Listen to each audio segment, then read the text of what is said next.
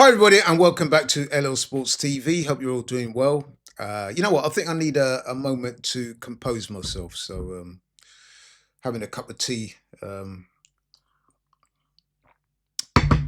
just got back from the box park over in Shoreditch, East London, where I've just witnessed Arsenal losing a very dour and uneventful 1-0 game to Liverpool at Anfield. Before that, though, I do want to say, I want to start off on a positive note. Today, I reached 7,000 subscribers on the channel, which I'm very proud of on LL Sports TV. So I want to start by thanking everybody who subscribed to the channel, everybody that's watched the videos, that supported me. I want to shout out my boy Hass has helped me with getting the channel off the ground. All the contributors that's appeared on the channel, all the people in the background who's given me so much help. So I do want to thank all those people, and I want to start off on a positive note by thanking them for that. So yeah. That being said, though, today was a very disappointing day for me. I've got to say, very disappointing. And people say, you should always put things in perspective. It's only a football match. There's 38 games in a season. It was our first loss today. And obviously, you're going to get, well, no, when I say obviously, you are likely to get losses in the Premier League. It's a long season. You come up against all sorts of opposition, home and away. And, it is what it is. It's the vagaries of the Premier League. We all love it, but it's a very difficult and challenging league. That being said, though, I cannot hide my disappointment at the performance today. I felt very is let down the word? Very disappointed. I mean, I wouldn't say let down in terms of the players not trying. That certainly wasn't the case. But it just didn't turn out the way I thought it would do. And we'll go into that later. But yeah, basically, Arsenal were beaten today at Liverpool, courtesy of, I've got to say, a wonder strike by Dominic Szoboszlai, who was probably Liverpool's best player on the day. I mean, anytime a player in an otherwise nil-nil game scores a goal like that, he has to be man of the match. But I thought he had a good game anyway. So shout out to Dominic Szoboszlai. Wonder strike, gave David Raya absolutely no chance. In fact, there could have been three David Rayas in that goal and they still wouldn't have stopped it. Absolutely superb. A goal worthy of winning any game. So shout out to him for that. That being said, though, I'm very disappointed because I honestly think that Arsenal missed a trick today. I do think that Liverpool were there for the taking, and we didn't really come close to taking it. If I'm being honest, that's just the truth. We fell short of expectation. I personally, well, a lot of Arsenal fans, we were in the box park today. Shout out to the box park as well for having us. It was a really good, well put together event, even if we did have some trouble with the TV, kept cutting out. But yeah, a lot of people turned up, a lot of Arsenal fans in the building, heavy expectation. We was all confident. We all thought that this was the game that we could win. I personally didn't see us losing the game. But I've got to say, when I heard the team sheet, immediately I started to have my reservations. I mean, no disrespects to Mikel Merino, but when I heard he was starting at number 10, I just thought, what?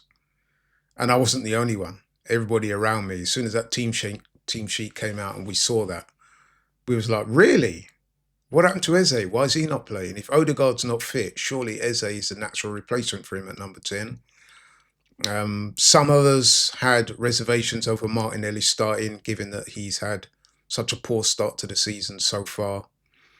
A lot of people were saying that this was the time to drop him for this game and try alternatives in that position. But I could more understand the Martinelli one, given the fact that last season in a corresponding game, a game that I attended, by the way, I thought Martinelli was really good that day. He was man of the match for Arsenal that day. He scored a goal, looked good, was good in both attack and defence. And we know that the manager, Mikel Arteta, loves Martinelli because of that. Because not only on his day he's good going forward, but he's also good at tracking back. He works hard on the pitch. He's also very pacey. He is Arsenal's fastest, most explosive player. So I can understand more the Martinelli selection, although, obviously there were question marks as to whether he deserved to start this game today. So yeah, as soon as I saw that team, I was like, the confidence that I had was, how can I put it? I wasn't as confident when I saw the team sheet, but I still remained confident enough that we could go to Liverpool and get the win. I just did not see us losing. I thought we matched up well against Liverpool in every department. I think we were still high off the adrenaline of the Eze signing. I thought the vibes were good. We'd had two games previously, not conceded a goal, and yeah, I was confident we could go there and really play well and beat Liverpool and send out a statement to the rest of the league to say, look, you know what I mean, we're here, we're coming. We've had a really good transfer window. Everything seemed to be aligning in a positive direction.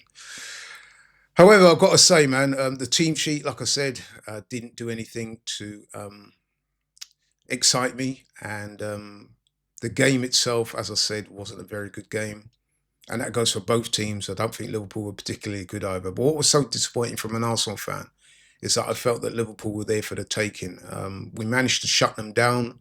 In the first half, we were clearly the better side. Although we didn't play the best football ourselves, I thought we kept Salah quiet, we kept Etakike quiet, we kept Cody Gakpo quiet. They never looked like scoring. They never looked like close to scoring. They looked a bit tentative, Liverpool. It's almost as if they were wary of us. But what was disappointing for me is that we didn't try to press home our advantage enough. Why didn't Eze start? I still don't get it. I mean, it's not like this guy had come from a club in Europe or abroad or some far flung place across the world.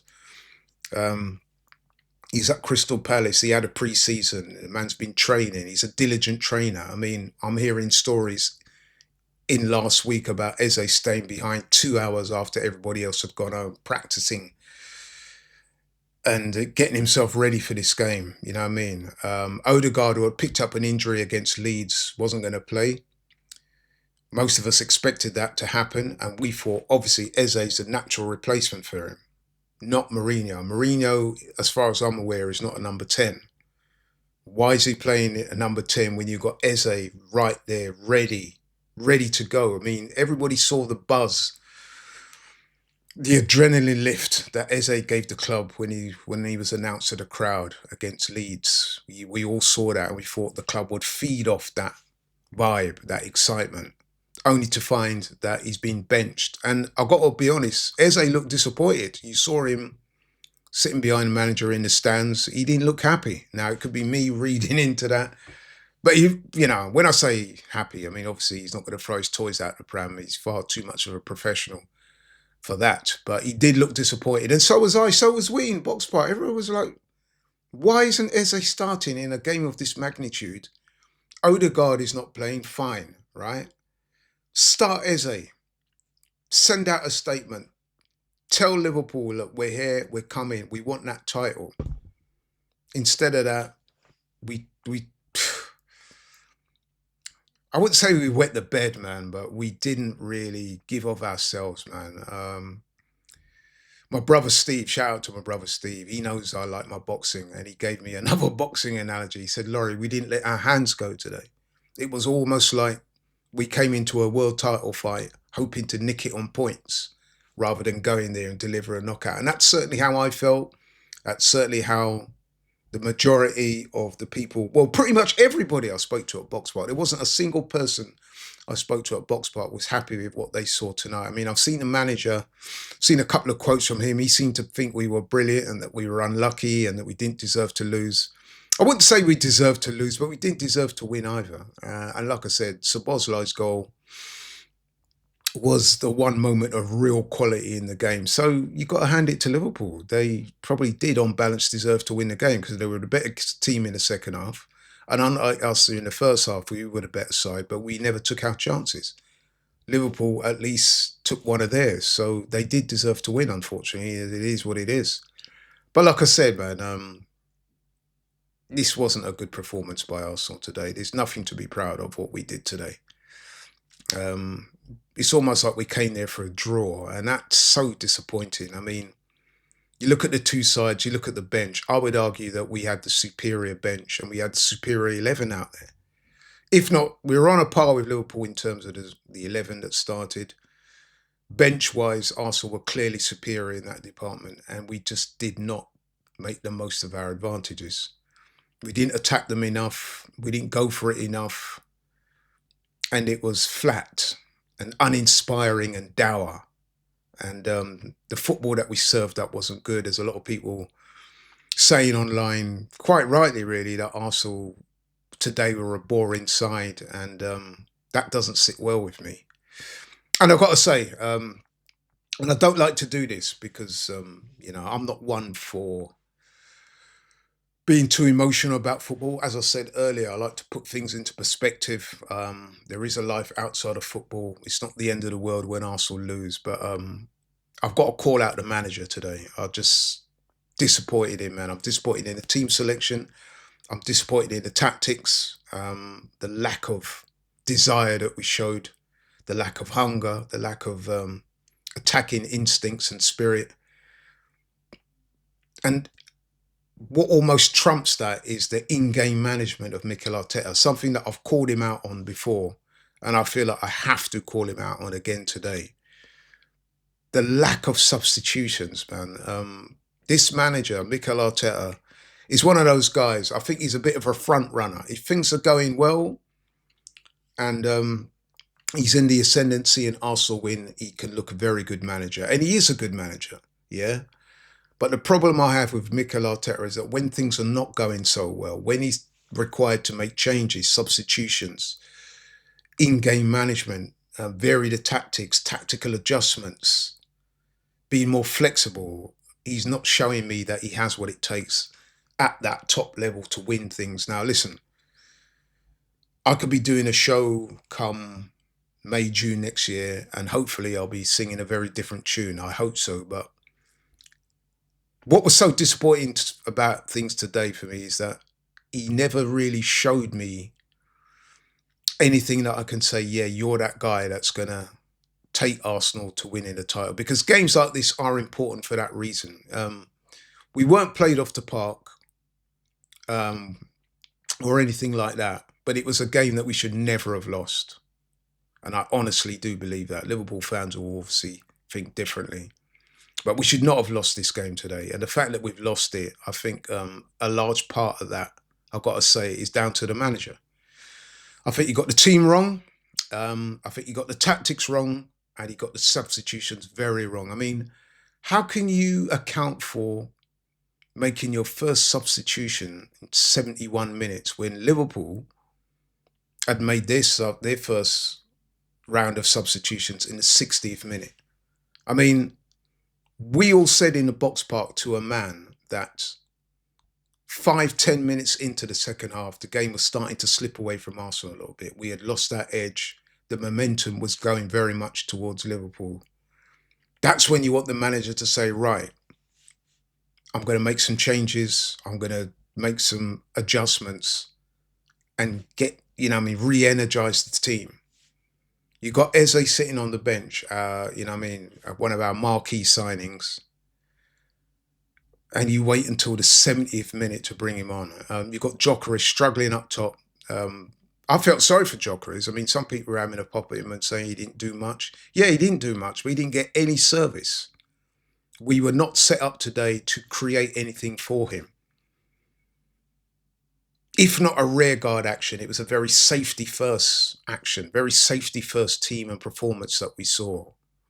Not wanting to give too much away, not wanting to take risks, risk averse, not wanting to make that through pass for fear of losing the ball.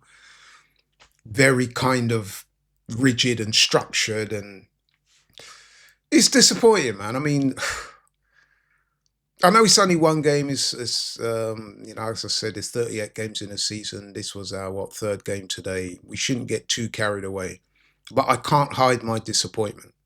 And like I said, I think the manager got it very wrong today, to the point where I do have my reservations about him. Is this the manager that can get those major honours and titles over the line?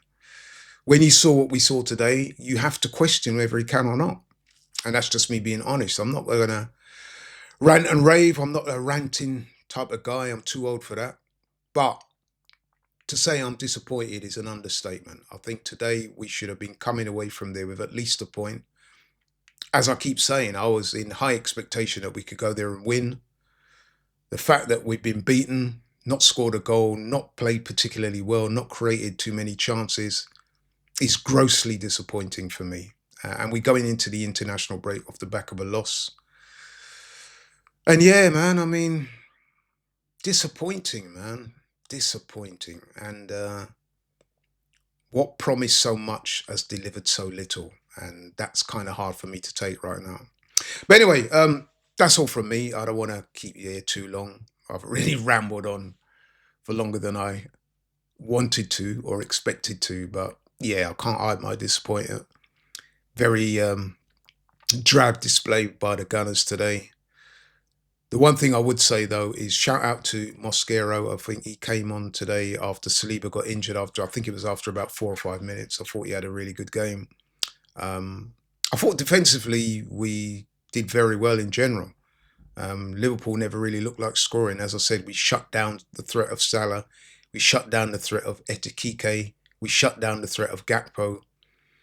We weren't brilliant in midfield, but I do think we won the midfield battle. Going forward, we didn't create anything of any note. I did think Nani Madueke had a good game, though. I felt sorry for Jokeres. We didn't give him anything. He was a lone furrow up front trying to do his best. He was working hard. He was huffing and puffing, but he didn't really get any chances. And yeah, man, it was disappointing. But it is what it is. We move. We now go into the international break. We've got Nottingham Forest after the break. They were surprisingly thumped 3-0 at home, at their home by West Ham, which was a very eyebrow-raising result. So we'll be expected to beat Forest when we play them. And let's hope that we can play a lot better than we did today and get a good result, and that the manager will get it right next time around. But today even, I think he dropped the ball, and yeah, not good. But anyway, thanks so much for watching. Really appreciate it. If you're new to the channel, please like, share, subscribe. Just want to say thanks again to everybody that supported LL Sports TV. And thank you very much. Good night. Enjoy the rest of your weekend. I'm out.